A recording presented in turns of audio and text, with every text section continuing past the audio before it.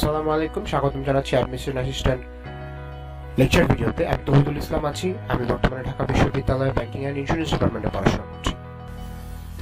আজকের বিষয় finance and banking এর প্রথম পত্রের দ্বিতীয় অধ্যায়ে আলোচনার বিষয় আজকে হচ্ছে আমাদের আর্থিক বাজার।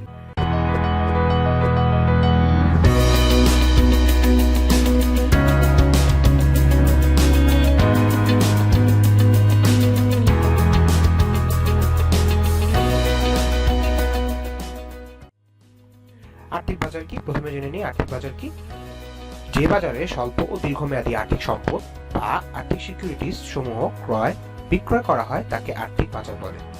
অর্থাৎ যেখানে আমার স্বল্প মেয়াদী এবং দীর্ঘমেয়াদী উভয় ধরনের সম্পত্তি বা আর্থিক সিকিউরিটিজ ক্রয় বিক্রি করা হবে তখন তাকে আর্থিক বাজার বলবে।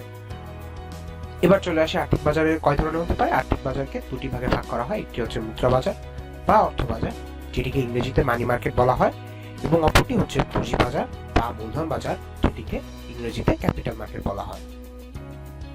এরপরে চলে আসি মুদ্রা বাজার কাকে বলে। মুদ্রা বাজার হচ্ছে যে বাজারে স্বল্প মেয়াদী বিভিন্ন সিকিউরিটিজ বিক্রি করা হয় তাকে মুদ্রা বাজার বলে। অর্থাৎ আমি বলেছিলাম প্রথমে আর্থিক বাজারের ক্ষেত্রে যে স্বল্প মেয়াদী এবং দীর্ঘমেয়াদী দু ধরনের সম্পত্তি বিক্রয় করা হবে। যেখানে স্বল্প মেয়াদী বিক্রি করা হবে সেটি হচ্ছে মুদ্রা বাজার। মুদ্রা বাজার বা অর্থ বাজার বা মানি মার্কেট যেটাকে বলা হয়, সেটাকে কারা নিয়ন্ত্রণ করে? মুদ্রা বাজারকে নিয়ন্ত্রণ করে হচ্ছে বাংলাদেশ ব্যাংক। এবার চলে আসি মূলধন বাজারে। মূলধন বাজারটা কি? যে আর্থিক বাজারে দীর্ঘমেয়াদী সিকিউরিটিজ বিক্রি করা হয় তাকে তহবিল, মূলধন বা পুঁজি বাজার বলা হয় বা ক্যাপিটাল মার্কেট বলা হয়। অর্থাৎ আগেরটিতে বিক্রি করা হচ্ছিল স্বল্প মেয়াদী সিকিউরিটিজ, এখন বিক্রি করা হচ্ছে দীর্ঘমেয়াদী সিকিউরিটিজ। এই বাজারটিকে কে নিয়ন্ত্রণ করে?